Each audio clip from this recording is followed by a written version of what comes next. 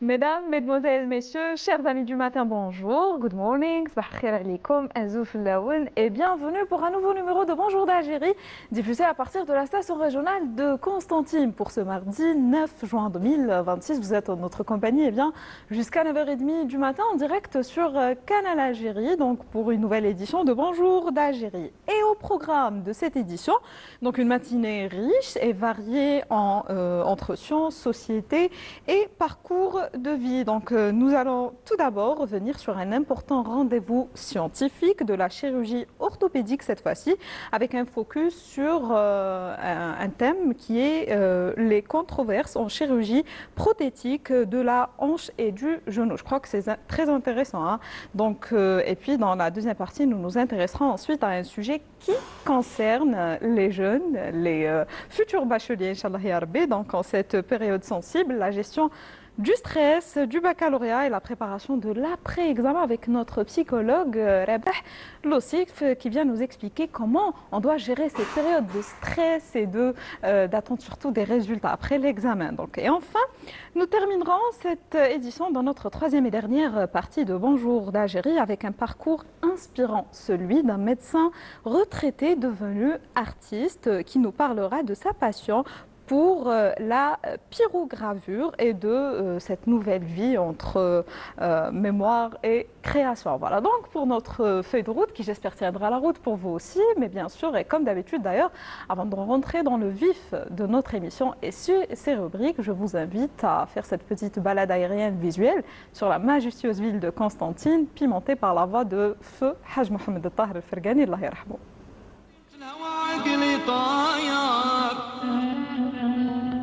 حين وصلت لمدينة الهواء عقلي طاير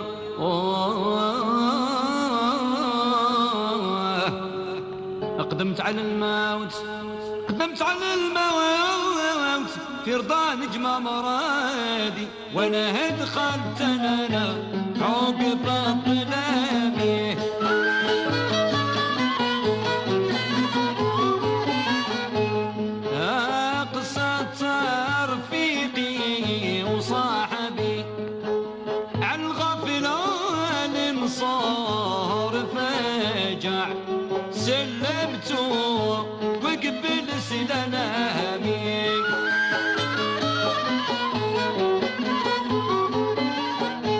وديك الساعة عانت له الخبر قال أنا لرضاك طايع اختار اللي البلي بدنامي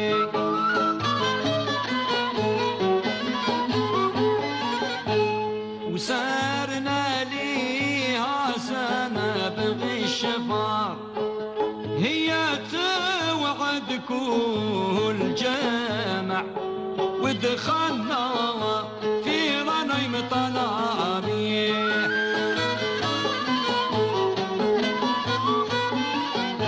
وفي عدة 20 أو كثار خبرتهم غيض المسامع قمصت ايش في فرافع الله يا سود الريامي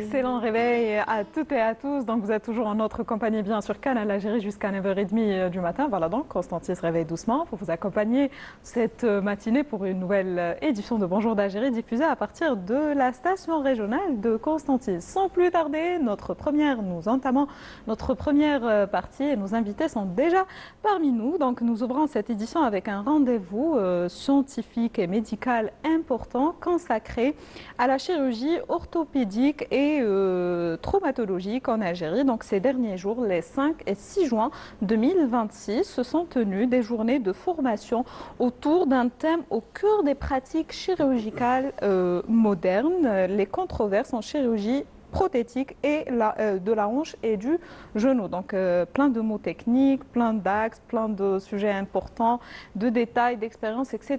Donc on va en parler davantage avec nos invités, docteur Mohamed Amin Messoudi, qui est déjà présent avec nous. Bonjour et merci d'avoir accepté notre invitation. Bonjour, merci beaucoup de m'avoir invité. C'est un honneur pour moi. Eh bien, merci à vous. J'ai aussi l'immense plaisir de recevoir sur plateau professeur Khamfri. Bonjour et merci d'avoir accepté notre invitation. Bonjour, ça fait plaisir de revenir à Constantine. Je suis très ému d'être ici. Ah ouais, vous avez déjà passé 30 ans à Constantine. Hein? 30 ans à Vous avez Constantine. vécu ici. Oui. Ah ben, c'est votre c'est plein mémoire, de souvenirs. Constantine. C'est plein de souvenirs. Oui. Ah bah, très bien, très bien. Merci. Donc, bienvenue. Ou là, je ne bienvenue. Dardark. Voilà, Dardark. Bah, pour vous aussi, hein, Dardark. Pour vous Merci. aussi. Merci. Vous êtes Je suis originaire de Skikda. originaire de Skikda. Exactement. Eh ben, très bien, Jiran. Gélan, oui. Skikda va bien. Voilà, très bien. Très Ah bah, bien. alhamdoulilah. D'ailleurs, on a organisé ce congrès d'ailleurs à Skikda. Eh ben, très très bien. Donc elle est très bien animée scientifiquement. Merci. Très bien, parfait. Donc on va, avant de commencer, avant d'entamer notre débat pour donner plus de détails sur cet événement scientifique très riche et très important, donc nous allons tout d'abord revenir en images sur cet événement avec un reportage réalisé par notre ami Nazim Agoun.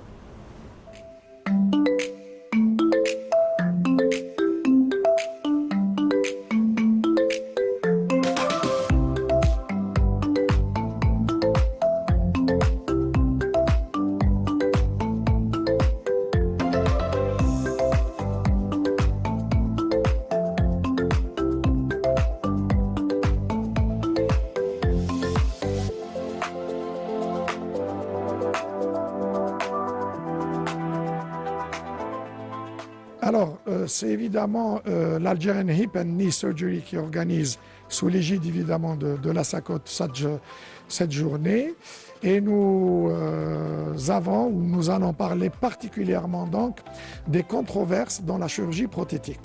On n'est pas là pour dire, oui, voilà comment on fait une prothèse, voilà comment on l'installe, mais pour parler des points d'interrogation sur lesquels nous n'avons pas encore de grosses réponses, tant sur le plan national que sur le plan international.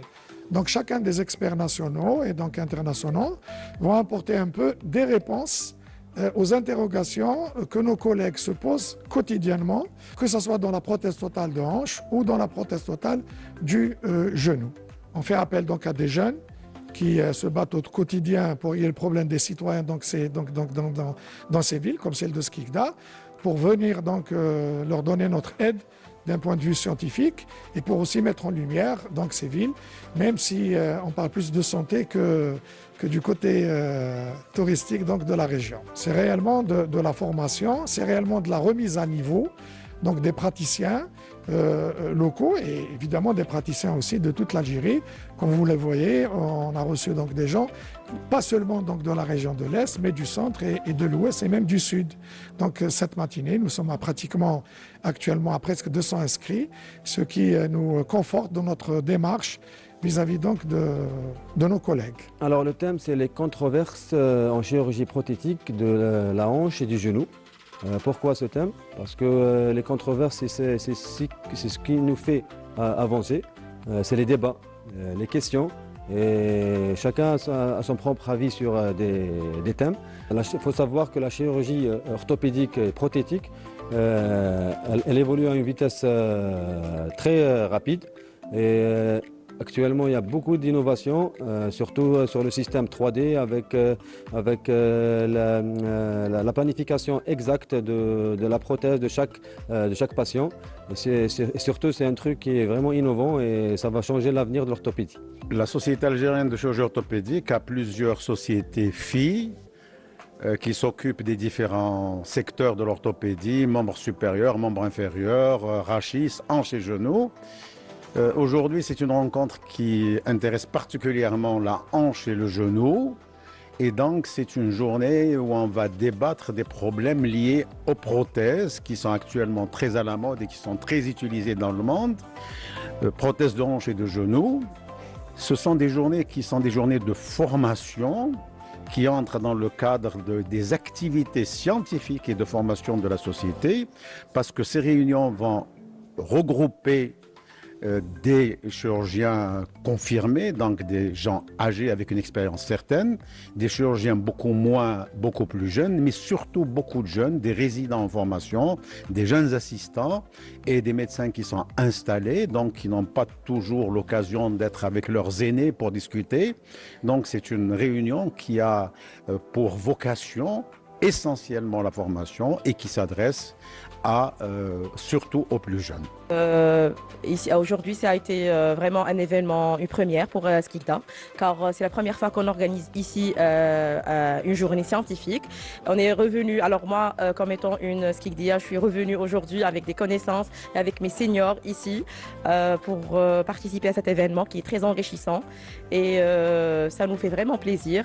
Et c'est une première pour nous, ici à Skikda. C'est ce genre d'événement qui permet de discuter, de débattre, parce que vous savez bien que, comme on dit, la médecine est loin d'être une science exacte. Les choses évoluent tous les jours, il y a de nouvelles techniques, il y a de nouvelles méthodes, il y a de nouveaux matériaux qu'on utilise chaque jour. Et donc du coup, certains ont leurs inconvénients et leurs avantages.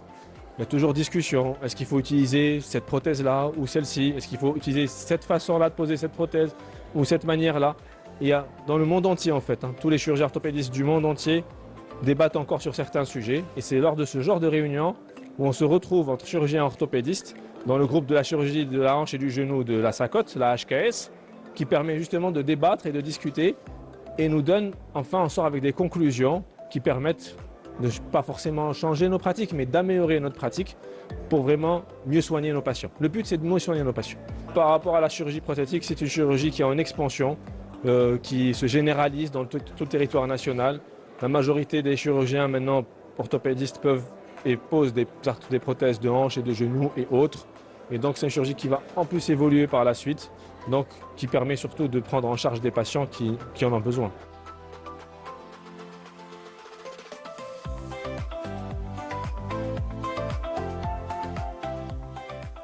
Voilà donc le bonjour d'Algérie de cette édition s'intéresse à cet événement scientifique qui vient dans le cadre de la dynamique scientifique portée par la Société algérienne de chirurgie orthopédique et traumatologique. Donc c'est un programme annuel riche et important. Oui. De professeur Khamfari, on peut parler de cette société, ces programmes? Bien sûr. La Société algérienne de chirurgie orthopédique et traumatologie est une... D'abord, c'est une association scientifique à but non lucratif qui a été agréée le 6 septembre 1993, mais qui a connu une évolution par la suite. Il y a eu la création de groupes, ou bien si on peut le dire, de petites sociétés filles qui travaillent sous l'égide de la SACOT. Ces groupes sont au nombre de 10. Si vous le permettez, je vais les citer. C'est le groupe algérien de la main et du membre supérieur, le groupe algérien d'arthroscopie, le groupe algérien d'orthopédie pédiatrique dont je fais partie, l'Algerian Foot and Ankle Surgery, celle qui a organisé cette journée, le groupe Sarcom algérien, le groupe algérien du rachis, la SACOT Junior qui a été créée il y a 4 ans, c'est pour les jeunes orthopédistes moins de 35 ans. Et lors du dernier congrès annuel international qui s'était tenu le mois de décembre 2026, on a vu la création de 2 nouveaux groupes. C'est l'Innovation and Computer Assisted Reconstructive Orthopedic ECAO, et un autre groupe qui s'intéresse à la fixation externe, c'est surtout les fixateurs externes, l'Ilizarov, c'est Azami Algérie. Cette société, elle possède un site web, plus une page Facebook. Pour le nombre d'adhérents actuels sur le site, la liste des adhérents, ça dépasse les 525 adhérents, tout en sachant que ça, c'est les membres permanents adhérents. Mais lors des congrès et des activités scientifiques, il y a pratiquement presque tous les orthopédistes qui assistent. Dans le dernier congrès, il y avait plus de 1200 inscrits et présents Parfait. lors du congrès annuel. Parfait. Cette société, elle possède également une revue, c'est la revue algérienne de chirurgie orthopédique, la RACO, D'accord. et on est au 12e numéro. Génial. Génial. Concernant le programme annuel de cette société, elle est très riche. On a un congrès annuel, c'est un congrès international où il y a beaucoup d'invités internationaux, pratiquement comme l'année passée, la nation invitée était l'Espagne. Il y avait plus de 25 invités étrangers, des conférenciers, c'est-à-dire des référents dans leur domaine. Vous travaillez beaucoup plus sur l'axe d'échange. D'échange, d'expérience. c'est pour l'échange, c'est pour échanger des expériences, C'est ça. reconnaître les nouveautés. C'est ça. Et ça fait partie du but de la Des société, objectifs de la société. des objectifs de la Parfait. société. Dans le programme également, on a 2 journées intercongrès qu'on a D'accord. appelées la journée intercongrès de printemps et les journées d'automne. Et ça, en général, ça se fait à l'est, l'ouest, ça dépend où elles vont se faire. Eh ben, parfait. Et on a des journées de formation des groupes. Chaque groupe, parfois, il organise des journées, comme vous le voyez sur le programme. Il y a des journées de formation dans le domaine. D'accord. Parfait. Ok. Très très bien. Donc aujourd'hui, on s'intéresse aux journées intercongrès du printemps. C'est Du ça. printemps, Donc, oui. tant qu'on est en printemps. Cette donc, fois-ci, il y a parce qu'il y avait beaucoup d'événements, cette fois-ci, on a décidé de coupler la journée intercongrès avec la journée de formation du groupe HKS. D'accord, très bien, parfait. Donc, on s'intéresse aujourd'hui à ces journées intercongrès du printemps. Donc, docteur Mohamed Amin Messaoudi, pouvez-vous nous présenter brièvement l'objectif de ces journées de formation consacrées à la chirurgie prothétique et de la hanche et du genou? Exactement. Alors, ce congrès, c'est la journée intercongrès de la SACOT, de la journée du printemps, couplée avec la journée de formation de l'Algérienne HIP, D'accord. ni un seul jeune. Alors, le thème de cet intercongrès, c'est les controverses en chirurgie prothétique, orthopédique et traumatologie. D'accord. Alors pourquoi ce thème? Parce que c'est un thème qui est très intéressant et c'est ce qui nous fait avancer. C'est reconnaître que l'orthopédie n'est pas vraiment... Il y a un débat entre chaque spécialiste à son point de vue. Alors là, c'est là où tous les spécialistes sont venus pour exprimer leur expérience et leur pratique. Le but, c'est de donner notre expérience aux jeunes, et même nous, on est en train toujours d'apprendre et assurer la formation continue. Parfait, très bien. Professeur Humphrey, de votre part, pourquoi avoir choisi le thème des controverses cette année? Pourquoi choisir le thème de controverse? Parce que en réalité, la médecine et notamment la chirurgie orthopédique, c'est pas une science exacte. C'est ça. C'est-à-dire 1 plus 1 égale 2. Parce que devant un malade, peut-être ma conduite, dans les grandes lignes, ça sera presque la même de Dr Messaoudi. Mais dans certains points de détail, peut-être j'aurai un point de vue différent de celui de Dr Messaoudi. Et ça, c'est pas ça seulement en Algérie, c'est dans tout le monde. Il y a plusieurs questions qui restent. Il n'y a pas de réponse claire. Il n'y a pas de conduite claire. C'est pour ça, c'est pour échanger, parce qu'il y a certains thèmes qui restent toujours. Il n'y a pas de consensus, il n'y a pas un algorithme de prise en charge. C'est pour ça, c'est pour échanger les expériences et avoir des avis différents pour sortir à peu près. Et le fait de débattre, ça nous donne des idées. Et ces idées, on peut les développer pour aider nos patients. Chacun donne ses avis et vous allez voir que vous allez avoir des idées différentes carrément. Et on peut genre, rendre aux patients un bénéfique. Ça reste que le main objectif, c'est d'échanger Oui, bien sûr. les expériences et ces détails, ces informations. Donc, quels sont les principaux participants, docteur Mohamed Amin Messaoudi? Donc, praticiens, enseignants, jeunes chirurgiens? Oui, on a accueilli la majorité des spécialistes privés, étatiques. D'ailleurs, il y a beaucoup de nombres qui sont venus de partout, de l'Est, de l'Ouest, du Sud, et même du centre. On a été ravis, on a eu presque 200 inscrits. Voilà, genre, c'était vraiment un congrès qui a accueilli beaucoup de monde. Eh ben, parfait. Et ça reflète le L'importance. statut de la SACOT. Voilà. C'est une société qui regroupe tous les chirurgiens Exactement. orthopédistes de l'Algérie, qu'ils soient en formation, en travail en public, en privé, des hôpitaux universitaires. C'est-à-dire, c'est tous les chirurgiens orthopédistes de l'Algérie. Eh ben, très bien. Parlons de la formation. Quelle est l'importance de cette dimension dans ces événements scientifiques, professeur Khamfri? Oui, le but, parmi les objectifs de la SACOT, c'est d'apporter un plus à la formation des médecins spécialistes, des Formation continue. résidents. Surtout aux Plus jeunes, voilà. la formation continue, parce Continue. que la science évolue. On ne peut pas, Absolument. par exemple, Exactement. avoir un diplôme et c'est bon, c'est terminé. Ah oui, ah oui. À travers ces intercongrès et ces webinaires que la SACOT organise annuellement. Eh ben, très bien, très bien. Donc, professeur Khamfri, quand on parle de controverse en chirurgie prothétique, de quoi s'agit-il concrètement? Quand on parle de controverse, c'est-à-dire c'est des questions qui restent des attitudes différentes. Moi, j'ai mes arguments pour faire telle chose, l'autre, il a d'autres arguments pour faire d'autres choses. Et on essaie de se rapprocher, de rapprocher les idées pour ressortir à la fin par des conclusions ou bien voir des recommandations si on peut. Très bien. Chaque patient est spécial. Alors, chaque patient, il a sa caractéristique. C'est du cas par cas. Voilà, c'est du cas par cas. C'est pas un truc général. C'est ça. Donc, par exemple, si quelqu'un vient chez moi pour une pathologie, moi, je peux proposer un truc. Et s'il vient pour le professeur Khamfri, il peut proposer un truc, mais en vrai, peut-être c'est la même chose, mais chacun a son point de vue. C'est ça les controverses Dans le même prothétiques. contexte, docteur Mohamed Amin Messoudi, existe-t-il aujourd'hui des divergences entre écoles chirurgicales sur des techniques opératoires? Oui, chaque école a sa propre vision des choses. On va parler un petit peu par exemple, moi, durant le congrès, on a parlé du resurfaçage. D'accord. Il y a beaucoup d'écoles qui des resurfaçages de la rotule, c'est lors des prothèses totales du genou. Il y a des écoles qui font le resurfaçage, genre ils touchent la rotule, ils assurent une prothèse au niveau de la rotule, mais il y a des écoles qui font pas ça. Alors c'est ça. Alors, D'accord. chacun a son point de vue sur ça.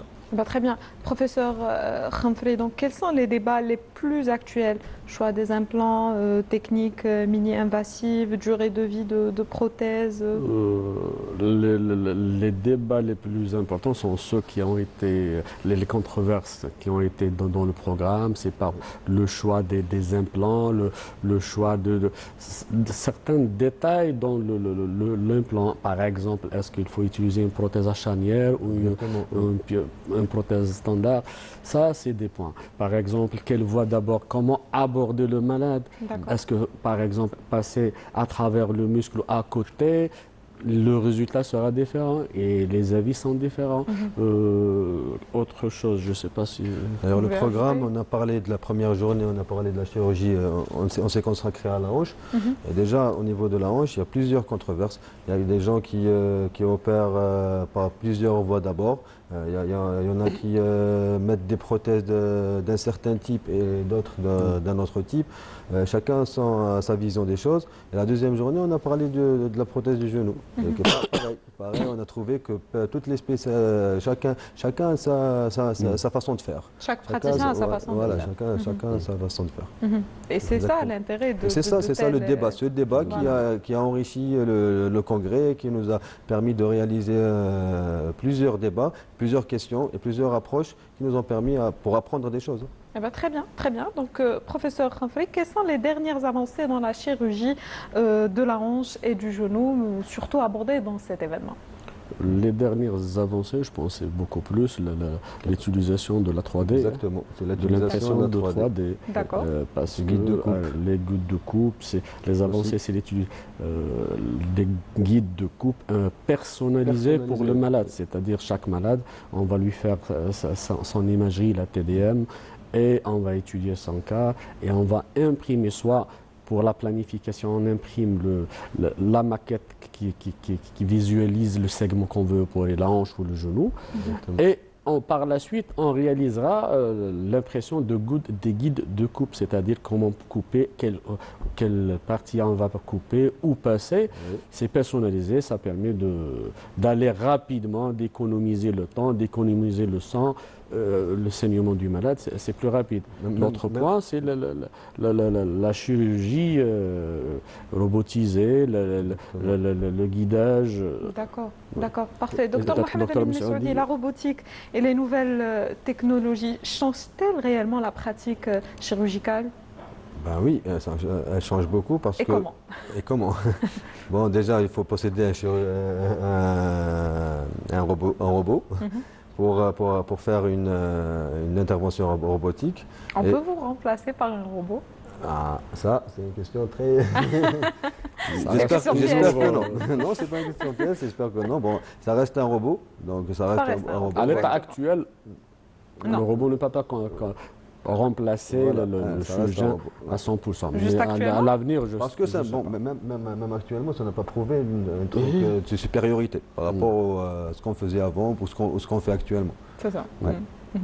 Et vraiment, genre, c'est vrai que ça limite un petit peu notre chirurgie, où, par exemple, nous, on a des calculs à faire pour couper là, ou des angles à respecter. Ben, lui, il le fait à notre place. Il nous facilite la vie, mais le geste, c'est nous qui le faisons. Donc, ça reste toujours notre chirurgie et notre intervention. C'est pas lui qui fait. Lui, c'est vrai qu'il programme, il nous dit, voilà, il faut couper ici, il faut couper par là. Bon, il nous donne des repères, mais c'est nous qui jugeons déjà l'indication. Oui. Hein, l'indication, il peut pas, l'indication de chaque patient, il peut pas mais c'est bien, ça reste un truc innovant, ça reste un truc qui va nous aider dans l'avenir Pour une meilleure prise en charge. pour une meilleure prise en charge. Vous êtes d'accord? Oui, Vous mais êtes ça, rassuré?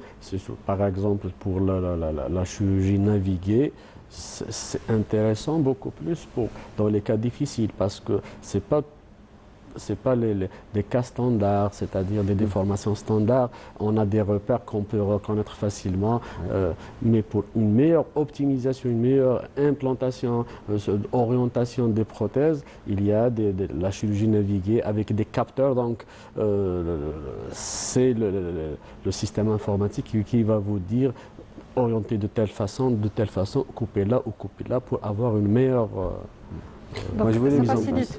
juste mettre un mot sur les guides de coupe. Allez-y. Les guides de coupe, c'est vraiment un truc innovant et ça permet d'économiser beaucoup de matériel. D'accord. Si vous regardez une table de chirurgie prothétique sans guide de coupe et une table avec guide de coupe, c'est pas du tout pareil. La table là où il y a les implants, c'est vraiment une table grande avec beaucoup de matériel, alors qu'une table avec guide de coupe, on a juste ce qu'il faut pour D'accord. mettre notre prothèse. Ça économise. Ça économise beaucoup de choses. Ça Parfait, économise beaucoup de parfait. choses. Très bien. Donc, peut-on dire que la chirurgie orthopédique en Algérie aujourd'hui est au niveau des standards internationaux? Vous pouvez répondre les deux. Moi, je peux dire, je donne mon avis. Ça reste un avis personnel. Moi, je dis que oui. Oui, on est vraiment genre dans un niveau égal. Égal avec tout ce qu'il y a sur même les hôpitaux, tout est pareil pour moi. Bah, parfait. Peut-être Professeur Khamfrey. sur le plan humain, je peux dire on peut, parce que le chirurgien orthopédiste algérien a fait preuve de ses qualités. Par exemple, je ne sais pas si vous avez les infos. Les ces médecins derniers algériens jours. dans tous les domaines ont prouvé de Oui, leur, de ces derniers jours, notre ami Mustafa Ben Yahya, qui au Danemark, il est membre de la SACOT et puis vient régulièrement participer à nos événements. Ils ont c'est le premier qui a mis en place une prothèse de la cheville, avec un astragal imprimé en 3D spécialement. Parfait, Exactement. d'accord. Donc, le chirurgien algérien, il est au même niveau que peut-être ça restera un peu par la suite les limites de moyens. On n'a pas les mêmes moyens. Le Exactement. robot. Le Le robot, même d'autres moyens. Vaut mieux ne pas l'avoir. Vaut mieux ne pas l'avoir. Pour ne pas remplacer nos médecins. Voilà, la qualité Ça de va nos nous médecins aider surtout. quand même. On aura besoin, mais juste pour faciliter les tâches. Exactement, Très bien. exactement. Mais c'est aussi au profit des patients, j'imagine, C'est au docteur profit des Mohamed. patients, bien sûr, c'est au profit des patients. Oui. Bien sûr, ça va vraiment nous apporter beaucoup de choses quand même. Ça permet d'une meilleure prise en charge. Oui, bien sûr, bien sûr, bien Très sûr. bien. professeur Khamfri? Oui, oui, ça parle. C'est au profit des patients? Bien sûr, oui. Ça facilite la prise Ça en charge? facilite la prise en charge et ça accélère, Ça les accélère choses un surtout, peu. exactement, vous Très avez bien. raison. ouais. Ça accélère surtout. Oui. C'est ce qui intéresse Ce qui les patients intéresse, et les voilà, malades. les patients, oui. Très bien. Et ça nous intéresse aussi, comme ça on va réduire le temps opératoire. Bien quand sûr, le C'est ça, opératoire, c'est exactement ça. Eh ben, très bien. Malheureusement, on arrive à la fin de cette première partie. C'est déjà passé. C'est bon, trust. Oui. Trust Alena, c'est bon. Trust Mliha, c'est bon. Au début, j'ai senti que شغل حجمان ما تفرقش روحهم بعدا c'est bon. Eh ben, مرحبا بكم encore une fois à Constantine. Merci beaucoup. Et مرحبا بكم à la station régionale de Constantine. Un petit dernier mot peut-être, docteur Mohamed Amin Msaoudi? Oui, moi je voudrais dire un petit mot parce que ça me touche énormément qu'un nombre aussi important de spécialistes est venu assister à notre intercongrès. Voilà, en plus c'est à Skikda. C'est une ville que je voulais lui offrir un truc, qu'on voulait lui offrir un congrès. Elle mérite d'être, c'est une ville où on peut organiser beaucoup de choses. C'est votre ville natale? Oui, c'est ma ville natale. Ah bah C'est ma très ville bien. natale. Ah bah très Et je bien. remercie tous ceux qui m'ont aidé.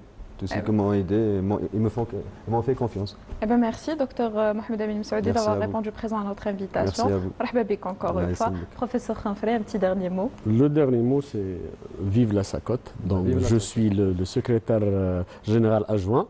D'accord? Et Inch'Allah, on continuera sur la même lignée de promouvoir et Inch'Allah. faire réaliser avancer ce la chose programme annuel pour, si riche. oui, le programme annuel est si riche. Eh ben très bien.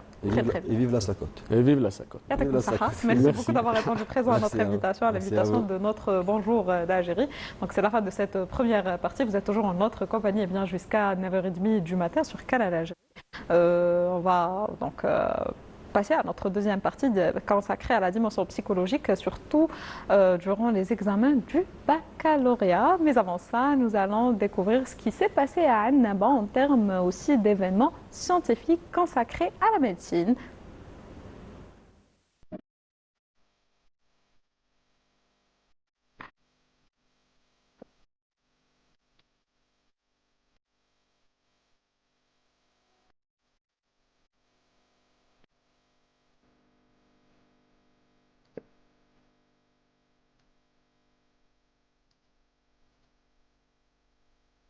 ممكن الرسالة القوية اللي ممكن نوجهوها اليوم ظروفنا وخصوصياتنا في مجتمعنا وإمكانياتنا مستشفياتنا إلى غير ذلك تعطينا الحق أن يكون عندنا تخمين وتفكير استراتيجي باش نقدروا نقدموا للمريض يعني أحسن خدمة بالإمكانيات المتواجدة. مش معناها باش الإنسان يعالج بطريقة جيدة وفعالة لازم يكون عنده كل شيء.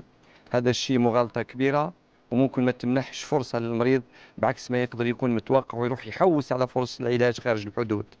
هذه رسالة قوية حبينا نوجهها للناس اليوم. الكفاءات اللي موجودة حتى خارج الحدود اليوم يتواجدوا معنا أخصائيين من الدرجة الأولى وخبراء في الميادين تاعهم تقاسمنا معهم الآراء تقاسمنا معهم الخبرات وقدنا نتوافقوا في أمور كثيرة وجهات نظر يعني اللي كانت متوفقة إلى حد كبير وهي أن نقدموا أحسن خدمة للمريض في أنسب وقت في أدق مرحلة من المرض باش ما تكونش هناك فرصة العلاج يعني تفوت المريض ونقدروا نخسروا كل شيء في لحظة ما. سررت وسعدت بالاستضافة لهالأيام نسخة 14 أيام جونة الوطنية للمسالك البولية. في الإطار هذا طبعا هي لقاء علمي تبادلنا فيه الآراء والتحيينات في المجال العلمي في المسالك البولية وركزنا أكثر على تطوير الذكاء الاصطناعي ويكون نابع من عندنا. فلذلك أول شيء لازم نطوروا البيانات داتا معلومات وبيانات تكون من عندنا ليكون الذكاء الاصطناعي من عندنا ليس مستوردا. وهذا بالأساس من أكثر أولوياتنا. طبعا احنا نحاولوا ننميو اللقاءات والتعاون على النطاق الافريقي لا على نطاق افريقيا الشماليه بس على النطاق الافريقي. طبعا فيه ثراء كبير لان افريقيا متعدده وفيها خصوصياتها Au-delà donc de la richesse du programme scientifique, ça permet d'établir des ponts de collaboration entre l'association algérienne d'urologie dans son ensemble et l'association sénégalaise d'urologie qui ne date pas de maintenant. Donc, des urologues algériens sont formés au Sénégal, comme des urologues sénégalais sont également été formés ici. Et l'essentiel des organisateurs de congrès, c'est des amis que je rencontre au quotidien dans les congrès à travers le monde. Donc, c'est que la continuité d'une collaboration qui existe depuis plusieurs années et qui va se renforcer au fil des ans, notamment dans le cadre de nos associations scientifiques. أنا الحقيقة بيسعدني إن أنا أكون على تواصل دائم مع الإخوة في الجزائر في بيننا تعاون على مدار سنوات في مجال تدريب المناظير المسالك البولية. الحقيقة في الفترة الأخيرة في طفرة كبيرة في تخصص المسالك البولية، فتحول من الجراحات التقليدية إلى جراحات المناظير محدودة التدخل، وده بينعكس على سرعة الشفاء بتاعة المريض وبيقلل المضاعفات. والمؤتمر السنة دي بيتطرق لأهم المستجدات في مجال تخصص المسالك البولية، وفي السنوات الأخيرة تخصص بيسير بخطى سريعة جدا جدا. ففي المؤتمر تم يعني التركيز على أحدث المستجدات فيما يخص الأورام المسالك البولية المختلفة، سواء أورام الكلى، أورام البروستاتا، تضخم البروستاتا، علاج الحصوات، كل الجوانب الخاصة بأمراض المختلفة في المسالك البولية.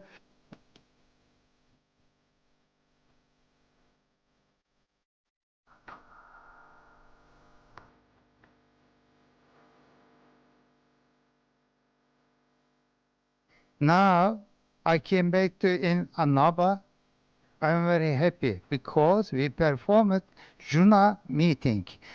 When I saw the Juna meeting, everything is excellent and scientific and cultural. Everything is excellent. Your country is very important for us because our Turkish culture and Algerian culture is the same. When I came to here, I am feeling in Turkey. لاحظت أنه فما تقدم كبير ياسر في الجراحة المسالك البولية، خصوصا الجراحات اللي هي اللي نسميهم بالفرنسي ميني انفازيف، يعني ناقص ما فيهاش الفتح اللي هو معروف قبل. تو نستعملوا أكثر المناظير بأنواعها وأشكالها، وحتى تطور بالروبو. هذم كلهم أشياء يخليوا أنه يعطيوا نتائج طيبة جدا وتطور كبير خصوصا للمواطنين.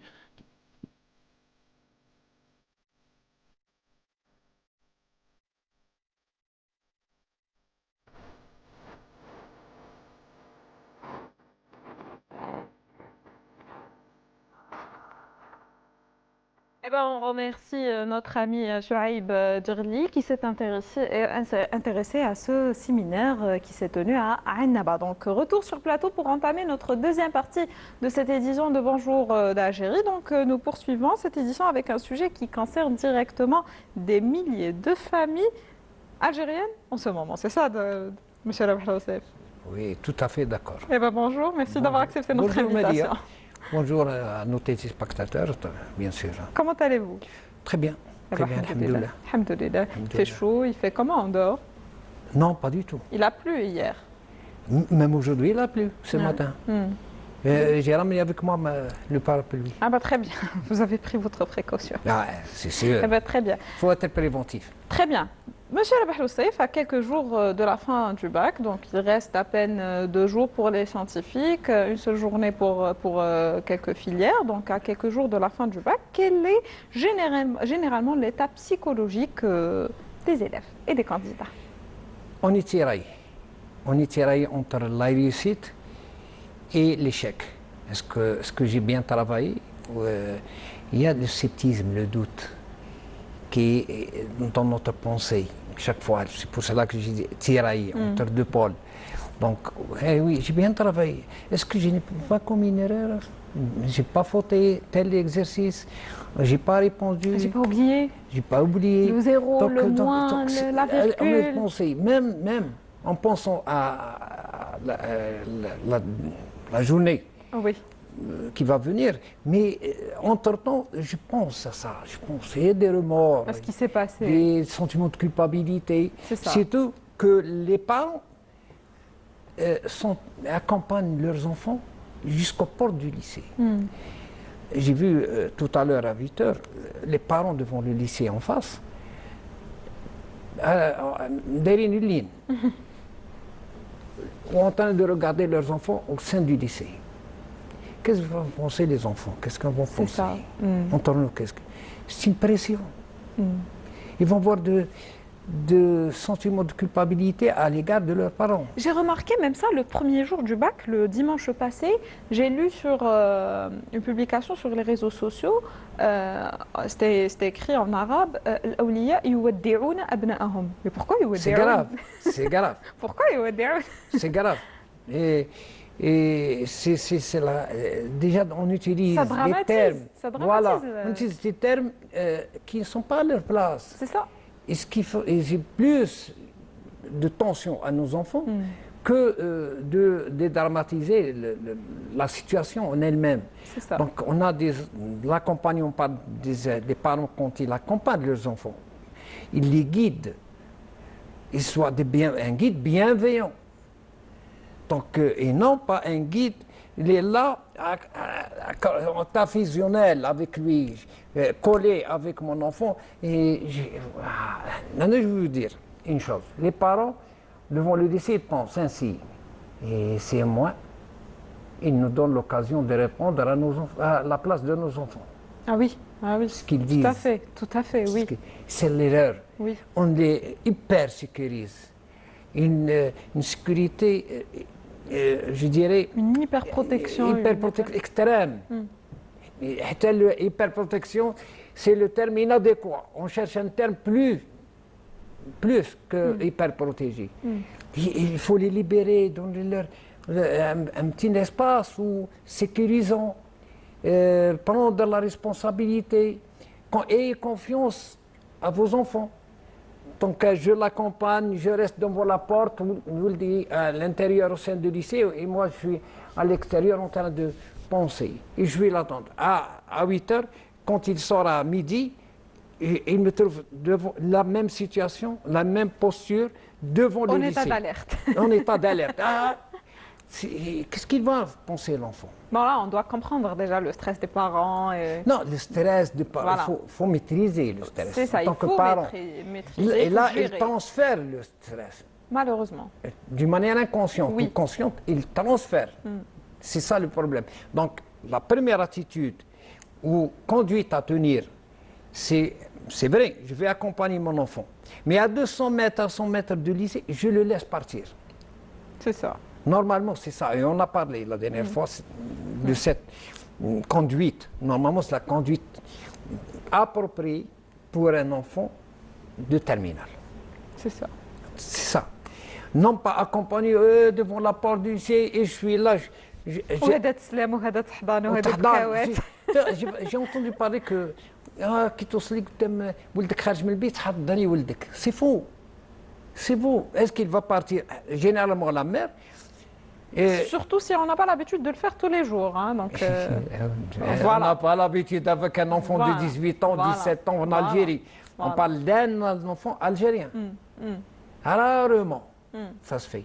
Mais généralement, ça ne se fait pas. C'est ça. Donc, تحضني ولدك, l'embarrasser, c'est comme s'il va partir en guerre. C'est ça, c'est exactement, c'est le terme. C'est ça. On vous dit, non, contraire, ayez confiance en votre enfant. Eh bien, c'est bien. C'est bien de lui donner un morceau de sucre. Tradition, l'ancienne tradition. السكر ولا مزهر, c'est ça? C'est vrai. Oui. Donc c'est bien. Silence, bébé. Non, c'est pour positiver. Donc il va positiver, il va s'amuser. Deuxième, avec ses collègues. Deuxièmement, c'est en cas où il va prendre ce sucre ou la zbib, on va le prendre dans un cas extrême de stress, pour compenser. Donc, généralement, on laisse passer cette tradition parce qu'elle est positive. D'un point, parce que le bac, c'est le psychologique. C'est ça. Connaissance, il a bien travaillé, il a bien révisé, tout est emmagasiné. Donc, il reste le côté psychologique. Je dis, chaque jour, je dis que aux élèves, aux parents que le bac, c'est psychologique. La révision, fait. révisez Tout à fait. simplement, moyennement, vous aurez votre bac. Mais d'une manière pas facile. Je dis égal, Modéré. égal, mot facile, égal quoi? Égal avec simplicité et Pas avec de surcharge, sérénité. pas de pression, pas de- et sérénité et Moi, en j'imagine que amusant- c'est difficile en s'amusant. Non, d'atteindre non, non, ce stade, en hein. s'amusant, non. Nous, on impose. Il y a ce qu'on appelle une. Je ne sais pas si vous êtes je d'accord cherche avec le mot. moi. J'imagine qu'on a donné un peu beaucoup d'ampleur à cet examen. Un peu. Beaucoup. Trop. Un peu beaucoup. Un Too peu, un much, peu beaucoup. too much. Too much. C'est ça, Too too much. much. Mais un peu, beaucoup. Oui. Vous avez entendu en anglais. Bah oui. Voilà. C'est pas la même signification. Un peu Too- trop. Too much. Too Oui, much yes, yes. d'ampleur I agree pour with cette. you. Non, You agree with me? yeah, Ok. ouais. So, Monsieur Rabih Youssef, concrètement, comment un élève doit-il organiser ces 2 derniers jours? Il faut faire abstraction aux examens passés déjà. D'accord. Des journées passées. Ce qui est très important. C'est Oublier les examens Ça, passés. J'ai pas fait d'examen. Et même j'ai fait d'examen, ça c'est du passé. Maintenant c'est du passé.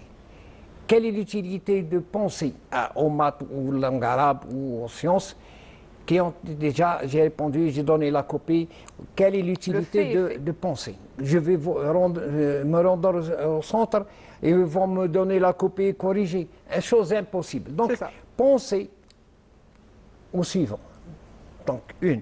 Deuxièmement, vous avez bien travaillé. Vous maintenant, sur le plan psychologique, vous n'avez pas, c'est sûr que je dirais ça, c'est pas vous n'avez pas confiance en soi. C'est que dans une situation d'insécurité, De doute. Pourquoi? Parce que l'inconnu, la situation, elle est inconnue. Mais vous terminez votre bac, les examens, vous voyez là le bout de la sortie du tunnel. Facilement. Si vous pensez ainsi, vous allez brûler votre mémoire, pensée négative, et ça se reflète sur votre réponse des prochains examens. C'est ça. Et c'est là l'erreur. Vous allez rater peut-être l'examen ou ne pas avoir une bonne note parce que vous avez pensé au passé. Pensez maintenant, the now. Toujours on parle du présent. Et du futur. Mais le futur dépend de maintenant. Exactement. Il ne faut pas. Peut-être que je n'ai pas travaillé dans la discipline telle ou telle ou telle. J'ai peur du futur. Non. Il faut penser maintenant, le présent. Le futur, c'est quoi? C'est notre présent. C'est ça. Et si on reste fixé au passé, c'est que On va rien faire, on va pas avancer. Influencer Très le bien. présent. Très bien. Monsieur Rabih Youssef, faut-il encore réviser intensivement ou plutôt se reposer? Se reposer. Pendant l'examen, se reposer. Parce que je vais, les sciences par exemple, je vais prendre 2 cours, 3, je vais réciter l'hérédité, par exemple. Quand je termine, j'ai oublié tel autre cours, l'hérédité, un autre cours. J'essaie de me rappeler, la cellule. Oui, mais la cellule, j'ai oublié, la cellule, écoute, la cellule, il y a un point que j'ai oublié. La cellule, la physiologie, j'ai oublié. Donc, tout est ancré dans votre tête. Les expériences, tout ce que vous avez fait sont là. Il suffit d'attendre la question et c'est ça le stimulus. La question, elle va stimuler vos fonctions cognitives et par conséquent, vous allez répondre. Ils ont l'expérience maintenant, le premier jour, le deuxième jour et le troisième. Non, mais chaque matière a son charme. Hein. Non. Caractéristiques de chaque matière, on parle de l'examen. C'est ça, je parle de l'examen. L'examen, ils ont l'habitude. Ils ont l'habitude, ils ont des contrôles, des devoirs, des examens, des exercices. Ils ont fait des exercices, ils ont corrigé. Donc ils ont tout. Et la pédagogie par erreur, ils ont appris ça par cette approche. Donc ils ont tout. Nous, on parle, c'est ça la pression de la société. La pression de la société, le bac, le Facebook, le bac, ou la pression du... Nous, on a trop psychologisé Oui. le Et bac. dramatisé. Et par le biais, par conséquent, on a influencé négativement sur les élèves. C'est ça. Il faut voir les retombées. À chaque fois, on prépare psychologiquement l'élève. Non, pédagogiquement l'élève. Plutôt. Pédagogiquement. Ce qui fait défaut, c'est le côté pédagogique chez l'élève. Comment répondre et pas répondre.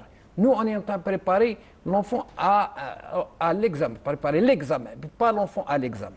C'est ça le problème actuellement. Très bien. Monsieur Rabah Youssef, quelle est l'erreur la plus fréquente que les élèves font à ce moment-là? La plus fréquente, ils choisissent la question pour eux, la plus facile. D'accord. Ils commencent à répondre et leur méthode de répondre et l'attitude, ou leur attitude est d'une manière rapide. Il faut prendre du temps. Celui qui a posé la question, il vous a donné 1h30. Mais la question, réellement, le temps réel de la question est 45-50 minutes. Donc vous avez la marge de tolérance, presque 30 minutes. Donc, pourquoi? Pour que l'élève se concentre et révise la question. Et des fois, on se remet en question. Peut-être par peur au début, la question est simple, je commence à écrire et répondre d'une manière je le dis. En général, la question est et on répond rapidement, on trouve l'erreur là-bas. C'est vrai parce que pour moi, j'ai répondu. Oui. C'est vrai, dans ma tête, j'ai la réponse, c'est vrai. Mais en écrivant, j'ai écrit la mauvaise réponse. C'est ça. Il y a dissociation. C'est pour cela qu'il est très important de réviser la feuille avant de la rendre. Voilà. En docimologie, on donne le temps de la question, tout le temps, il y a la marge de tolérance. 2 heures, 2 heures et demie. 3 heures, 3 heures et demie. Les 30 minutes ou les 20 minutes en plus, c'est pour l'élève, lui donner une chance de se racheter avec lui-même et avec la copie. Très bien, très bien. Monsieur Rabah Youssef, quels sont les réflexes simples pour calmer le stress avant d'entrer en salle d'examen? On en a parlé la dernière fois. Mais la première chose, c'est la respiration, c'est sûr. Donc on est au milieu. Au début, il y a la première épreuve, on avait ce qu'on appelle communément fièvre du départ. Donc, mais là, au milieu, c'est cet tiraillement. Le doute s'installe. On a travaillé, on n'a pas travaillé. Donc, la première chose, le stress, il existe, il est là. Donc, la première chose, c'est qu'on oublie et on pense à l'avenir. La deuxième, c'est que moi, je vais me focaliser sur la réponse physique, maths, dessin industriel. Je vais focaliser sur ça. Demain, je vais. Quelle est l'épreuve? Maths. Comment éviter le blocage devant une copie? Le blocage. C'est très intéressant. Le blocage. Le blocage, parce qu'en lisant la question, j'ai des attentes, probabilité. Les anciens nous ont dit la probabilité, éviter, ne pas réviser. En arrivant, il y a une question sur la probabilité. Non, c'est le choc. Et dysfonctionnement. Entre l'attente et ce que j'ai devant moi. Donc, pour équilibrer, il faut respirer. On va rester serein, respirer bien, respiration 2-3 secondes. Inspirer par le nez, ou doucement, 2-3 secondes, sans lire la copie. Voilà, intitulé les probabilités, l'exercice probabilité ou le problème. Donc je ne vais pas lire la copie, je respire. Il y a un problème. Devant un problème, Je vais effacer tout ce que j'ai en tête. Je vais commencer à solutionner. Je suis tout seul avec le problème devant moi. Classe, il n'y a personne avec moi. Tricher, je ne peux pas. Je vais répondre faux. Même tu triches, vous avez réponse fausse. Mais si tu essaies de répondre, déployer un effort personnel, tu vas trouver la réponse. Parce que vous allez faire appel aux expériences. Donc, je vais me calmer, respirer bien, se concentrer, et puis on va la copie et je vais la lire. Mais la dernière fois avec mon copain, ou la dernière fois, un film, en jouant des cartes, mais j'ai lu dans un article, j'ai discuté avec l'enseignant telle question. Voilà, je vais faire appel à l'imagination. L'imagination, faire appel aux expériences emmagasinées. Et je vais les restituer. Il va trouver la réponse. Inch'Allah. Il va trouver. Très bien. D'une manière sereine, il faut être zen. Calmement. Calmement. Très bien. Parce que devant un problème, j'ai aucun élément avec moi. Je vais faire appel aux expériences vécues. Et je vais trouver la réponse. En trouvant la réponse, je vais avoir la note. Peut-être que je ne m'attendais pas. Tout comme dans toutes les situations de la vie quotidienne. Exact. Le bac est une partie des expériences de la vie quotidienne. C'est ça. C'est pas, comme vous avez dit, c'est pas la vie, c'est une partie de la vie. Exactement. C'est pas la fin du monde. C'est pas la fin du monde. Voilà. Et c'est pas la vie, c'est pas le passeport de la vie comme. C'est sûr. C'est ça. C'est pas ça, le passeport. C'est ça. C'est une partie. Donc il ne faut pas gâcher toute notre vie à cause d'un examen. Tout est rattrapable. Exactement. Rattrapable. Sauf Voilà. la santé. Si Sauf on perd la notre santé, là c'est le danger. Très bien. Monsieur Rabah Loussef, on parle beaucoup de préparation au bac, avant bac, stress du bac, etc. Mais moins de l'après-bac. Donc, qu'est-ce qui se passe psychologiquement à ce moment-là, après la fin de cet examen? C'est l'attente. Ah oui. C'est l'attente. Et c'est là où les parents entrent en jeu. Et ils entrent en jeu. Ils jouent comment? Là, Ils jouent comment, les parents, à ce moment-là? voilà. Ils offrent un espace sécurisant de parole, de dialogue, pour nouer des relations interfamiliales. Une. Deux, laissez votre parler sans jugement. Surtout. Sans jugement de ses attentes. En cas d'échec, il va faire quoi? Il va centre de formation, un institut de formation professionnelle. Refaire l'année. S'il réussit au bac, quelle est la spécialité qu'il veut faire? Donc il y a le choix. Deuxièmement, il faut le responsabiliser. Il faut le préparer à tous les résultats positifs, négatifs. Même négatif, il faut positiver. C'est ça. Il faut positiver ce qu'on vient de dire. La vie, elle est pleine de problèmes. C'est ça. Il y a le travail. Je n'ai pas travaillé. Moi, je vais travailler telle chose, telle profession. Je n'ai jamais pensé à la travailler, à exercer. Donc, c'est ça la vie. Je vais se fiancer. On va des batailles. C'est chose de la vie, c'est ça. Des expériences. Et l'école nous prépare, les examens nous préparent à la vie. C'est pas la vie en elle-même. Quel est votre dernier message? Je souhaiterais la réussite à aux parents, aux parents. Aux parents. Les enfants, c'est eux qui nous regardent maintenant. Les élèves. Allez-y. Je souhaiterais la réponse. La réussite. Inch'Allah. Pas tous les élèves.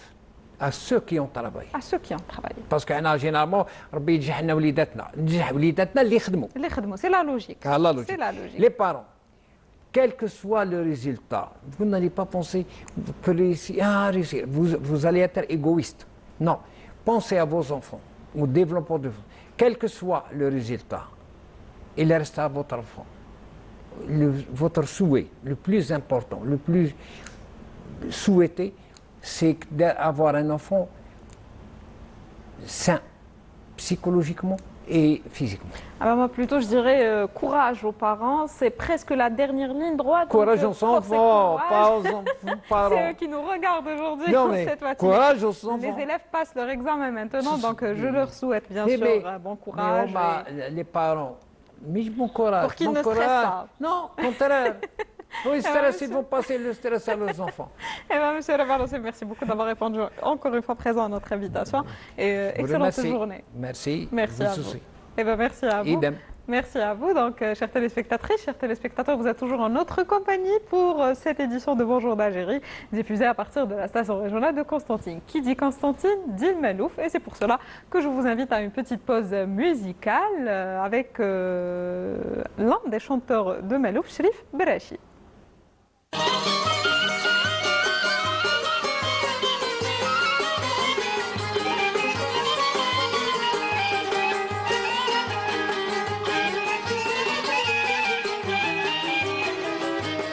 في الصباح وفي العشية دمعوني عيني بطول دمعوني عيني بطول وقال لي بشرى هانية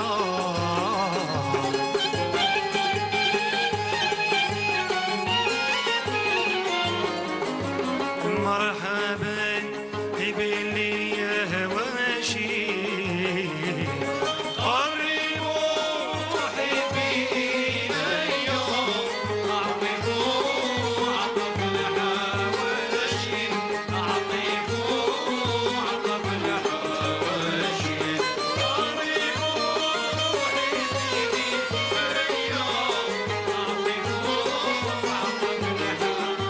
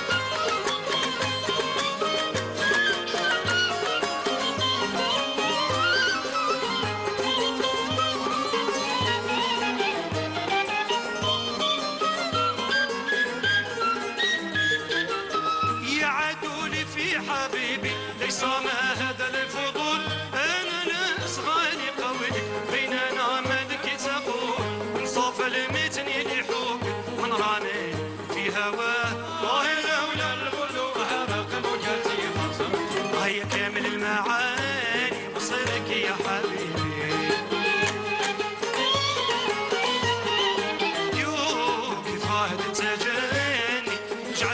نصيبي زورني يا رسولي ومشرفني محلي في بحر الهوى منهم ويوافر يا خبر والله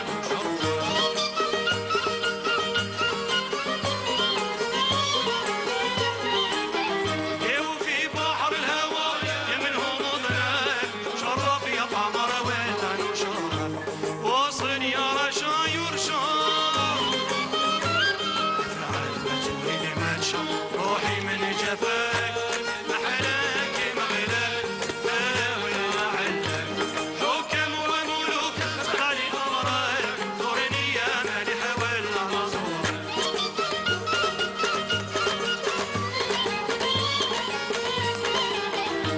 حكم وملوك تقالي امرك زورني يا مالح ولا مزور منه وجمال حز الزين يمسك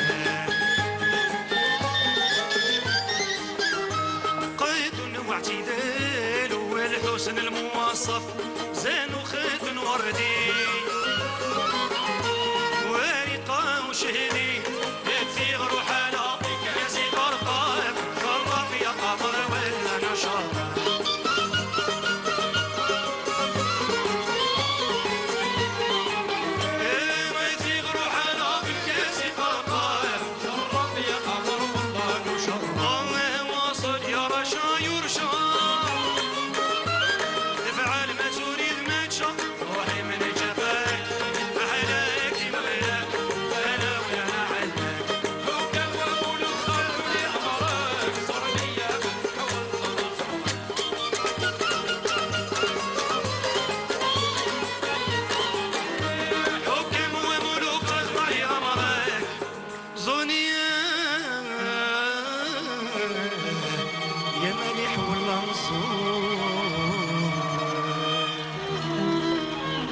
Je remercie notre réalisateur Nabil Yagoubi pour ce choix de cette agréable chanson interprétée par Cherif Berachi. Retour sur plateau et nous terminons cette édition avec une rencontre un peu particulière, cette fois-ci entre science et art, entre parcours médical et création artistique. Notre invité du jour est un médecin retraité qui a consacré une grande partie de sa vie, de sa retraite, plutôt de sa vie à la santé des patients avant de se tourner vers une autre forme d'expression de beauté qui est la pyrogravure, un art qui consiste à dessiner et à graver à travers la chaleur. Donc notre invité est Dr Kamel Benamoun qui est déjà présent parmi nous. Bonjour et merci d'avoir accepté notre invitation. Bonjour, merci de l'invitation. Yatek Saha. Yatek Saha, et retour au plateau en toute beauté avec ces... merci, c'est gentil. Yatek Saha, merci beaucoup à vous d'avoir accepté notre invitation. Dr Kamel Benamoun, pour commencer, donc, pouvez-vous nous parler de votre parcours en tant que médecin déjà? Médecin, bon, moi, j'ai pratiqué pendant 37 ans. Voilà, et j'ai pris ma retraite il y a 6 mois. Très bien. Et puis, je suis costantinois, je travaille à Constantine. Nouveau retraité. Je suis costantinois, j'habite à Constantine, je travaille à Constantine. Après, pour préparer un peu ma retraite, j'ai décidé de faire quelque chose Voilà, et puis j'ai choisi la pyrographie parce que c'est tellement facile. Très bien, très bien. On va parler bien sûr davantage de cet art, mais avant ça, donc qu'est-ce qui vous a marqué le plus durant vos années de pratique? Tout ce qui est de la médecine, c'est un métier fabuleux parce que on ne peut pas le décrire parce que c'est très difficile. C'était votre choix? Ah oui, bien sûr. Non, dès le début, je voulais être médecin. Être médecin et puis.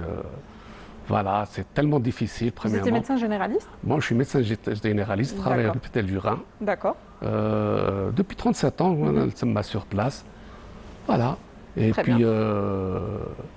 comme je vous l'ai dit, c'est un métier qui est un peu exceptionnel parce qu'on s'occupe quand même des gens. Oui. De la santé des gens, qui est quand même... Il est un peu difficile parce que ça nécessite beaucoup de sacrifices, beaucoup de temps, beaucoup de...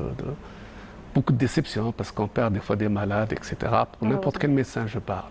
Donc voilà, il y a beaucoup de choses positives. En même temps, ce qui est négatif, c'est quand on perd quelqu'un, on n'arrive pas à le soigner. Bien sûr. Mais C'est la 37 vie, ans, c'est long quand même. Hein. Ah oui, je travaillais pendant 37 ans. Oui. Ah oui, oui. Mais c'est passé quand même, c'est très agréable. Moi, j'ai vraiment aimé. J'ai aimé, j'ai pas eu de problème. J'étais dans un hôpital où bien. Bon, actuellement, la médecine vous manque? Pas du tout. Pas du tout. Ah non, pas du tout. Pas du tout Non, 37 ans. Non, je passe à autre chose parce que la vie. C'est très important. C'est très important. Préparer sa retraite, c'est très important. Ah oui, j'ai préparé ma retraite, ce que je voulais faire. Oui. Je me suis Comment dit vous avez justement préparé votre retraite, docteur Kamel? Là, c'est dans la tête. Il faut. Moi, j'aime pas rester sans faire quoi que ce soit parce que voilà, j'ai décidé de faire quelque chose avec mes mains ou un truc intellectuel ou une association, n'importe quoi. Et puis, bon, j'ai bien réfléchi et j'ai été vers cet art. Eh bien, très bien. Comment est née justement votre passion pour la pyrogravure? La pyrographie, c'est venu comme ça parce que j'ai déjà vu auparavant en France. J'ai assisté à des expositions, ça fait très longtemps quand même, j'ai assisté. Et ça m'a toujours marqué, intrigué en même temps. Intrigué parce que travailler avec le feu, c'est pas évident. Oui. Voilà, c'est pas évident du tout. Et moi, je me suis dit, peut-être que c'est des gens qui sont formés, ben, je sais pas, ça m'a intrigué. Mais après, quand je me suis documenté, j'ai vu des vidéos, de la lecture, il faut bien lire parce que nous, on lit. Bien sûr. Je me suis rendu compte que c'est très facile et en même temps, c'est très très beau. Oui, c'est très beau. Parce que graver, c'est... Ça, je confirme. Facile, je ne sais pas. Voilà, parce que facile, c'est facile. C'est facile. C'est facile parce que ça ne nécessite pas grand-chose. Ça nécessite la précision, de la dextérité, de la patience et aimer. Voilà, donc parce qu'il faut être patient. C'est une activité que vous avez découverte avant la retraite? Avant la retraite, moi, j'ai commencé il y a à peu près 9 mois. D'accord. À graver. D'accord. Parce qu'il fallait bien un pyrograveur de France, de l'étranger, bien sûr, parce que là, en Algérie, il n'y a pas des trucs, des pyrograveurs de qualité. D'accord. Il n'y a pas. D'accord. Est-ce que vous voyez, docteur Kamel Benamoun, un lien entre la pratique de la médecine et la création artistique? Sincèrement, pas du tout. Pas du tout. Pas du tout. Pas du tout. Peut-être la dextérité, la précision dans le geste. Je dirais la rigueur médicale. Voilà, dans nos études, peut-être que il faut vraiment être à jour, il faut être. C'est ça. Il faut pas rater un module, C'est la rigueur. Voilà, c'est la rigueur, voilà. Et en même temps, c'est-à-dire quand on traite quelqu'un, on n'a pas le temps de réfléchir. C'est ça. Voilà, il fallait poser le diagnostic convenablement. Je pense que c'est un peu ça, c'est un peu notre manière de travailler. C'est tout à fait ça. Voilà. C'est cette rigueur qui influence la manière de créer. Exactement. Voilà. Très bien. Docteur Kamel Benamoun, l'art peut-il être une forme de thérapie après une carrière intense? Pas du tout. Pas du tout. J'ai une vie bien remplie. Je vis bien. Pour d'autres personnes peut-être? Pardon? Pour d'autres personnes peut-être? Oui, parce que moi je vis principalement bien avec ma femme. C'est tout ce que je le fais avec ma femme, bien entendu. On est ensemble, on voyage, on fait pas mal de choses, on aime se balader, on aime la vie comme tout le monde. Bon, elle vous encourage pour ça?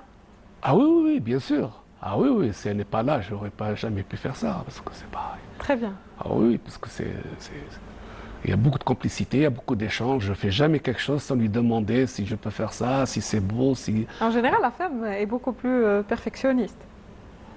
Oui, perfectionniste dans un sens, parce que je veux avoir la vie d'une femme. Oui. Parce que dans ce que je réalise, c'est beaucoup plus la nature, les fleurs, les animaux, et beaucoup de femmes. Parce que moi, j'estime que la femme, quand même, c'est la beauté de la femme, elle est variable, c'est unique, parce que c'est comme ça que chacun comment il voit, chacun a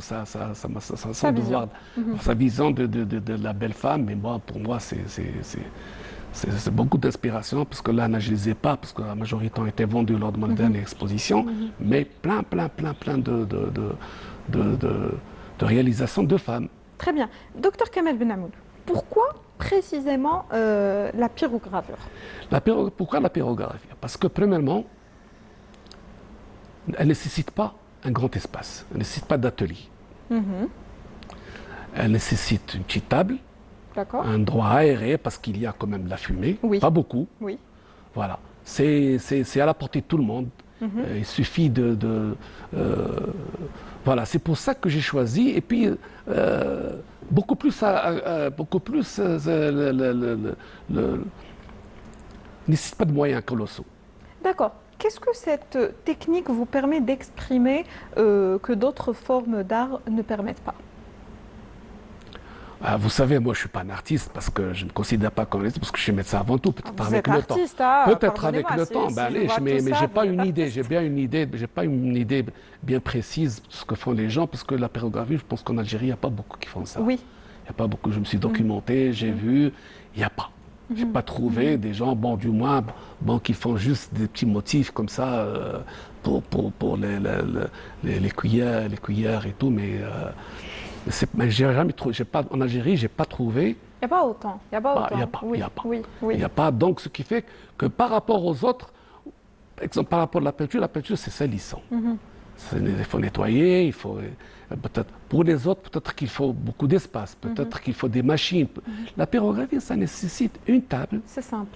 Et un pyrographe, j'aurais dû le ramener parce que j'ai oublié. C'est un tout petit appareil. D'accord. Ou soit un petit appareil ou un stylo. Il y a des stylos sous forme de stylo. D'accord. Des pyrographes, des appareils de pyrographie sous forme de stylo. Donc c'est pas. D'ailleurs même moi j'ai un pyrograveur pour enfants. D'accord. Vous voyez que ça dit que c'est accessible à tout le monde. À tout le monde, Bien sûr, oui. ils sont protégés, il y a des protections pour que ça ne brûle pas et tout. Et moi, comme lors de mon exposition, j'ai vu qu'il y a pas mal de mamans qui sont venues avec leurs enfants, qui ont beaucoup aimé. Ils m'ont posé des questions. On peut peut-être trouver docteur Kamel Benamou former des enfants? Oui, pourquoi pas faire des ateliers de travail, mais bon, c'est le temps qui va le dire. Moi, je suis prêt, il n'y a pas de problème. Parce que, Très bien. Au contraire, je veux bien, parce que ça permet de vulgariser un peu C'est ça. du temps que c'est facile. Oui. C'est très, Et très c'est beau. facile. Et puis, quand on arrive à travailler avec précision, c'est vrai qu'on a des motifs qui sont extraordinaires. C'est ça, c'est ça. Docteur Kamel Benamou, combien de temps prend une œuvre en moyenne? Ça dépend. Si on prend des réalisations comme avec des pointillés, ce que vous voyez en noir. Ça? En noir, c'est point par point. Expliquez-nous, c'est quoi ça? Ça, c'est ce que je fais en noir. C'est des points. J'ai des lames avec des points. Je fais point par point. C'est des milliers de points. Vous voyez, là, quand vous touchez, c'est un peu... c'est rugueux. Oui. Voilà, ça nécessite beaucoup de temps. Je dirais que c'est des points, c'est vrai. Voilà, c'est point par point. Pour le reste, ce que vous tenez dans la main, je pense que ça m'a pris à peu près 30 heures. 30 heures. 30 heures. Ah ouais? Voilà, il est allé sur long, quand même. plusieurs jours, oui, plusieurs jours, parce que C'est long. je ne peux pas travailler toute la journée. Je fais 2 heures le matin, 2 heures l'après-midi. D'accord. Parce que y a des émanations, et puis voilà, ça fatigue un peu la main. Mais D'accord. bon, il ne faut pas insister, parce que des fois, je travaille 3 heures, des fois. D'accord. Voilà, pour le reste, par exemple, quand on prend tout ce qui est marron clair, ça, ce qu'on appelle les ombrages. Ça? Voilà, ça, c'est les ombrages. Ça, c'est très facile, c'est Ça, beaucoup c'est plus les ombrages. facile. C'est les ombrages. Et on peut, voilà, vous avez des ombrages un peu plus clairs, un peu plus foncés. Le marron, dans le marron, un peu dans la gazelle, quand vous touchez La la gazelle. gazelle et l'arbre, vous voyez qu'il y a des contrastes. Oui. Des contrastes de Oui. couleurs. Ça, c'est en fonction de la température. Plus la température est élevée, plus c'est plus foncé. Vous pouvez maîtriser. Voilà, là, il faut avoir une maîtrise quand même de comment De la manipuler température. la lame et la température. Ça nécessite un peu de temps, ça nécessite un peu de... Moi, j'ai fait beaucoup... Est-ce que c'est automatique de la température ou bien... Ah non, à non, vous c'est de réglable. maîtriser? Ah, c'est réglable. Ah, c'est réglable. Elle D'accord. peut aller jusqu'à 500 degrés. D'accord. Ah oui, oui, Ah oui. ouais. Ah oui, oui, c'est exactement. Donc là, c'est une température à 500 Là, c'est degrés? très élevé. C'est des plongées très, très élevées pour pouvoir avoir le très foncé. Le marron foncé. Ah oui, oui. Voilà. Et ça diminue avec... Exactement. Et la après, je dégradation de change les lames en même temps parce que mon pyrographeur, c'est un pyrographe chinois D'accord. qui a 23 lames. D'accord. Chaque lame a une fonction. Mhm. Il faut les maîtriser. D'accord. Pour un débutant, moi j'ai commencé directement avec un pyrographe chinois, mais on peut commencer avec des pyrographes à 3 lames, 4 lames, mais on ne peut pas avoir, par exemple, les finissants que vous voyez, les résultats, si vous voyez les boîtes. Donc, les boîtes. Ah ouais, ce qu'il y a à l'intérieur, par exemple, si vous prenez celle qui est de l'intérieur, je ne sais pas si c'est celle qui est à l'intérieur. Elle est là-bas. Voilà, je ne Elle sais est pas derrière si vous. c'est Oui. le motif. Ça, c'est un peu plus difficile à faire. Pourquoi? Voilà. Parce que le bois n'est pas de qualité. D'accord. Voilà, le bois n'est pas de qualité. Attends, Plus le bois est de qualité, plus on a de meilleures réalisations. Oui. Voilà. Oui. Donc, comme vous voyez, par exemple, ça, c'est le chien liège. Oui. Le chien liège, donc, comme vous voyez, c'est la netteté des motifs. Voilà, on peut travailler à l'aise. Avec un bois de moindre qualité, c'est beaucoup plus fatigant et en même temps, il faut faire très attention de ne pas que le fer ne soit pas trop incandescent. C'est lourd. Oui. C'est lourd. Ah oui, parce que c'est. Dites-moi, docteur Kamal Ben Amoun, vos créations ont-elles un message particulier? Pas du tout. Pas du tout. Je fais comme ça. Dès que je vois quelque chose ou qui me revient dans la tête, Mais parlez-moi de ça. Ah là, ça, j'ai fait beaucoup de réalisations dans ce sens-là. C'est ce qu'on appelle des ombres chinoises. Des ombres chinoises. Ça, c'est les ombres chinoises. D'accord. Moi, j'aime beaucoup parce que Ça, c'est une température élevée. Très élevée. Je commence à apprendre la technique. Hein. Ah oui, c'est des températures très élevées avec des pointes. Là, je pense. C'est presque du noir. C'est presque du noir parce que Hadik, c'est à peu près 35 000 pointes. D'accord. Parce que je mets je filme pendant 1 minute et après je multiplie par nombre d'heures. Je pense que c'est à peu près ça, des milliers de pointes. D'accord. Mais bon, après avec un peu de musique et puis café, des trucs comme ça et puis on passe le temps. Vous avez du plaisir à Ah oui, parce que je vous ai dit tout à l'heure, si on n'aime pas, on ne peut pas réaliser, si on n'est pas patient. C'est ça. Voilà. Mais après, ça vient tout seul. C'est pas. De toute façon, la pyrogravure, c'est un art primitif. Oui. Il date tellement de très longtemps. Oui. Ils ont même D'ailleurs, maintenant, ce qui est en vogue, c'est l'art par le feu sur la peau, qui est le tatouage. Parce que ça, c'est un art par le feu. Le tatouage sur la peau. On voit que des motifs qui sont extraordinaires.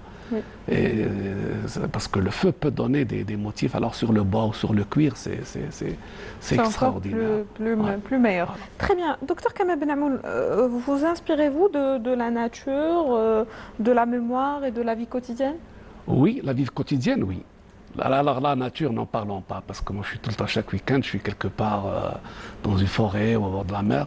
La nature, c'est ma passion. Parfait. Vraiment. D'ailleurs, c'est dommage, je ne les ai pas tous. Bon, tout a été vendu, mais la majorité, c'est la nature. Concernant le quotidien, j'ai travaillé sur les spatules, sur On peut les utiliser Non. Mais si on veut, maintenant, si quelqu'un veut les utiliser, parce que je n'ai pas terminé Attendez, que je ramène une pour la montrer. Je vais vous expliquer. Expliquez-moi. Si quelqu'un veut les utiliser, parce que moi, je les cire. Je fais un cirage avec la cire d'abeille. D'accord. Voilà, c'est un produit naturel. D'accord. Donc avec la cire d'abeille, les gens peuvent les utiliser. D'accord. Mais généralement, beaucoup plus pour quand on a des motifs pareils, si jamais on met un truc un peu chaud, je pense que c'est pour décorer. Pour moi, c'est pour décorer. Si on met un truc chaud, ça part? Ah oui. D'accord. Si c'est très chaud. Oui. C'est du bois. C'est du bois. Il vire. Malgré que ça, c'est ciré. Hein. C'est avec la cire d'abeille. Un cirage que je connais. Oui, on ne le voit pas. Parce que c'est la cire d'abeille Shahda al-Bayda. C'est pour ça qu'on ne peut pas même le motif diffère. Hein. Oui. On a un autre motif. Je vais le ramener. Nourrihum ga. Voilà. Ah, d'ailleurs, la preuve, c'est un truc d'oiseau C'est un truc d'oiseau, oui. Voilà, c'est un nid d'oiseau, exactement. Où les gens peuvent venir, les oiseaux peuvent venir Ça, on le trouve partout. Même moi, quand j'étais chez mes parents dans notre villa, j'avais confectionné avec un ami un truc pour les oiseaux. Comment vous avez trouvé le public ou bien les visiteurs de l'exposition? Sincèrement, moi, je ne suis pas très réseaux sociaux. C'est un peu ma femme, mes frères, mes amis qui m'ont poussé à créer un site. D'accord. Et puis j'ai lancé ça, j'ai beaucoup d'écho. Et puis, bon, tellement, parce que moi je suis pas tellement très, je voulais pas faire d'exposition. C'est un peu ma famille ma femme qui m'a insisté, mes frères qui m'ont C'est votre insisté. première exposition? Voilà, j'ai fait une exposition. Le jour de l'exposition, j'étais étonné. Parce qu'il y avait le concours des beaux-arts. D'accord. Il y avait des enseignants à l'université, des profs et tout, il y avait des étudiants et tout. Et comme j'ai vu que les gens étaient éblouis bon, comment c'est des professionnels par rapport à moi qui viens comme ça avec. Et j'étais étonné. J'étais étonné vraiment, j'étais étonné. Moi, je savais que je faisais des trucs beaux, mais pas à ce point-là. C'est beau, hein, c'est beau. Voilà, pas à ce point-là. Et après, c'est parti comme ça. Il y a eu des articles, il y a des amis qui ont fait des trucs sur Facebook, etc. Et là, j'étais complètement débordé par le succès de l'exposition. L'interactivité des... Ah oui, c'est magnifique. Très bien. J'ai bien aimé aussi le Mehrez, c'est ça? Mehrez, ah oui, j'en ai fait beaucoup. C'est dommage, je les ai vendus, j'en ai fait, encore plus beau que celui-là. Il est très beau. Ah, j'ai fait des motifs différents, ah oui, oui. Le Mehrez, pour la pyrogravure, c'est le Mehrez. C'est le Mehrez. Voilà, le Mehrez, c'est magnifique. Par contre, on peut l'utiliser. Oui, oui, هذا تاع زبيتي هذا سي المهرس تاع زبيتي داكور باسكو الاخرين سي ان بو بلو بتي avec des formes un peu différentes ماشي هادو سي كون فوا لا فورم تاعو سي بور زبيتي هذا كيما هذا il est ciré vraiment de 3 ou 4 couches de cirage parce que si quelqu'un a envie de l'utiliser malgré que tous les gens qui ont acheté mes réalisations c'est pour décorer. Oui. C'est pour décorer parce que c'est beau hein. Parce que c'est voilà, c'est pour les gens qui ont un goût artistique, quoi. Moi, je vais vous raconter une histoire qui m'a vraiment... Allez-y, pour terminer. Pour terminer, lors de l'exposition, ils ont ramené des enfants, je pense que c'est des autistes. D'accord. Voilà.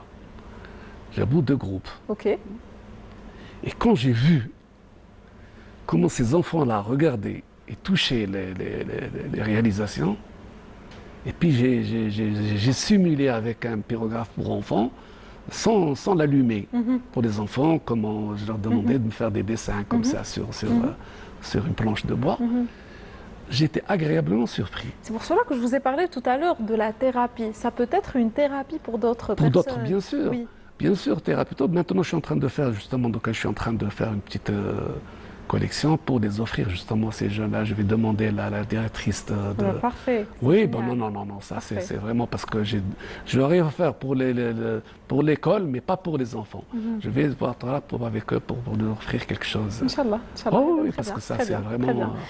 Docteur Kamel Benhamoun, on arrive à la fin de cette partie du Bonjour d'Algérie, dernière partie. Donc si vous deviez résumer votre parcours en une phrase, médecin puis artiste, que diriez-vous? Sur le plan travail, sur le plan réalisation, oui, je pense que j'ai fait un bon parcours. Pour moi, c'est un très bon parcours. Vous êtes satisfait? Ça, satisfait, hyper satisfait. Côté médecine, vous êtes prêt pour un nouveau parcours pour votre retraite? Oui, non, je continue d'abord. Non, je continue, si c'est possible, si vraiment j'aurais la possibilité, c'est de créer des ateliers, un atelier. Inch'Allah. Pour enfants. Parfait. Voilà. Parfait. Un atelier. Surtout pour les enfants. Pour enfants. Déjà pour les encourager, mais aussi voilà. pour vulgariser cette... Exactement, c'est juste beaucoup plus vulgarisé. Et puis je vais essayer de me procurer quelques pyrographes pour essayez enfants. D'être aussi actif sur les réseaux sociaux. Pour une meilleure vulgarisation. Sincèrement, c'est pas mon truc. C'est pas votre truc. Voilà, c'est pas du tout. C'est le rôle de votre femme là. Ah ouais. On la salue. Voilà. Et on l'invite à être actif gentil. sur les réseaux sociaux. Merci beaucoup, Dr Kamel Benhamoun, d'avoir répondu présent à notre invitation. Donc, si vous voulez un dernier message pour nos téléspectateurs, pour les enfants, si vous voulez. J'espère pour les enfants, j'espère que on réalisera un atelier. Inch'Allah. Voilà, et pour les téléspectateurs, c'est mon souhait le plus cher parce que j'espère que ce sera un Melk Haddad parce que c'est eux qui m'ont vraiment lancé dans cette, Très bien. dans cette exposition. Et voilà, je les remercie énormément. Eh ben, très bien pour les téléspectateurs. Ah, pour les téléspectateurs, j'espère que mes œuvres vous plaisent. Oui. Voilà, c'est le but, parce que là, quand on voit quelque chose de beau, c'est magnifique, tout Merci, simplement. merci infiniment d'avoir accepté Voilà. notre invitation. Merci C'est pour gentil. toute cette beauté. Docteur Kamal Ben Amoun, et je vous souhaite une très bonne continuation. Merci, c'est très gentil. Merci, Yatek Sarah, merci beaucoup. Donc, chères téléspectatrices, chers téléspectateurs, ainsi s'achève notre édition de Bonjour d'Algérie qui a été diffusée à partir de la station régionale de Constancy pour ce mardi 9 juin 2026. Merci à vous de nous avoir prêté attention. Merci à toute l'équipe technique de la station régionale de Constantine. Merci à M. Smaïl Bekhaidia qui a conçu ce numéro, M. Nabil Yagoubi qui l'a réalisé. Rendez-vous mardi prochain, même heure, même station. D'ici là, prenez soin de vous et de ceux que vous aimez. Excellente journée.